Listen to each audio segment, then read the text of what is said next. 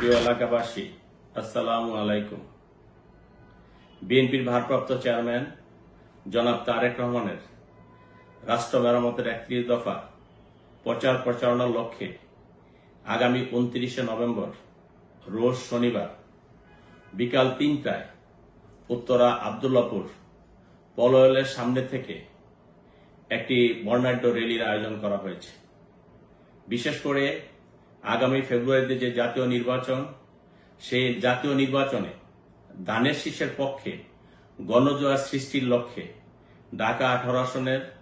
উত্তরা পূর্ব, উত্তরা পশ্চিম, উত্তরখান, দক্ষিণখান, বিমানবন্দর, তুরাগ, খিলখ্যাত এবং বাটারা এলাকার বিএনপি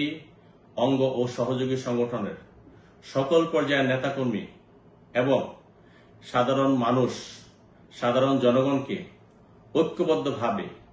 এই র্যালি সফল করার জন্য সকলের প্রতি আমি আহ্বান জানাচ্ছি। পাশাপাশি যে জাতীয় নির্বাচন নিয়ে দেশি বিদেশি যে ষড়যন্ত্র শুরু হয়েছে, তার প্রতিবাদের জন্য আমরা একটি ঐক্যবদ্ধ যে র্যালি করব, সেই র্যালি আমি বিশ্বাস করি ঢাকা 18 আসনের সর্বস্তরের জনগণ সেই র্যালিতে অংশগ্রহণ করে একটি প্রতিবাদী কণ্ঠস্বর এবং আগামী দিনে